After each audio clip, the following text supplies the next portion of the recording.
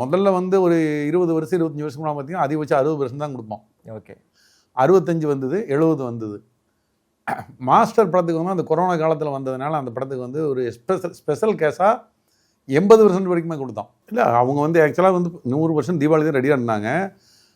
அவங்க OTT business பண்ணும்போது அவங்க 2026 வந்தால் சௌரியமாக இருக்குன்னு சொல்லும்போது அதுக்காக தான் அவங்க போஸ்ட்போன் பண்ணாங்க. வேறு ஒரு காரணம் கிடையாது, இல்லை ஸ்பெஷல் காரணம் ஒன்றும் கிடையாது. ஓகே. பராசக்தி படத்தில் அவங்க பூஜை அன்னைக்கே வந்து பொங்கல் ரிலீஸ்னு அவங்க வெளியிட்டு தான் போட்டிருந்தாங்க.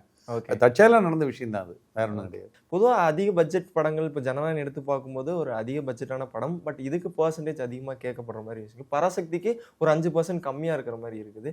பட்ஜெட் ரீதியாக அந்த மாதிரி விஷயங்கள் வரும்போது பர்சன்டேஜில் எந்த மாதிரி விஷயங்கள் வரும்? அதாவது பெரிய பட்ஜெட் படங்களுக்கு வந்து இருந்துட்டு அதிகபட்சம் 70% நாங்கள் கொடுத்துக்கிட்டு இருந்தோம் இது வரைக்கும்.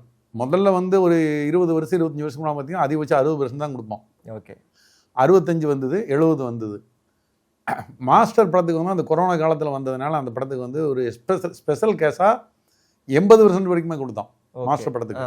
ஏன்னா அவங்க வந்து ஓடிடிக்கு போகாமல் தியேட்டருக்கு வர்றாங்க, ரொம்ப வருஷம் கழிச்சு வர்றாங்க, அவங்களுக்கு ஒரு எஃபெக்ட் இருக்குது அப்படின்னு சொல்லி அந்த படத்துக்கு கொடுத்தோம். அப்போவே சொல்லி தான் கொடுத்தோம், இது வந்து ஒரு ஸ்பெஷல் கேஸு, இனிமேல் நாங்கள் எந்த படத்துக்கு 80%லாம் கொடுக்க மாட்டோம், அதிகபட்சம் 70% தான் கொடுப்போம். சிங்கிள் ஸ்க்ரீனுக்கு 70%, மற்றது இதில் இடையில 1-2 படங்களுக்கு 75% வாங்கினாங்க. ஓகே.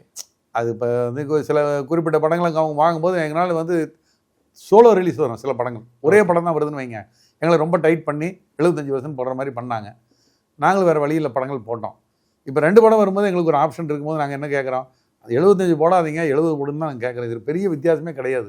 இப்போ அவங்க தாராளம் அவங்க என்னங்கிறாங்க, நாங்கள் பெரிய விலை கொடுத்து வாங்கிட்டு வந்துட்டோம் அப்படின்னு சொல்லிட்டு சொல்கிறாங்க. சரி, நீங்கள் பெரிய விலை கொடுத்து வாங்கின மாதிரி தான் நாங்களும் பெரிய செலவு பண்ணி தான் தியேட்டர் கட்டியிருக்கோம். அப்புறம் இந்த மாதிரி பெரிய படங்கள் நம்பி தான் தியேட்டரே இருக்குது. சின்ன படங்கள் வந்து பெருசாக அந்தளவுக்கு வந்து வசூலாக போகிறது கிடையாது. அப்போ நீங்களும் கொஞ்சம் இறங்கி வாங்கினது திருப்பி பேசிகிட்டு இருக்கிறோம். கண்டிப்பாக அவங்க வந்து வருவாங்கன்னு நாங்கள் நம்புகிறோம். நாங்கள் கொடுக்குற பர்சன்டேஜ் நல்ல பர்சன்டேஜ் தான் கொடுக்குறோம். ஓகே. ஏற்கனவே வந்து இருந்துட்டு வந்த பெரிய படங்களுக்கு நாங்கள் என்ன கொடுக்குறோமோ அதான் கொடுத்துருக்கோம்.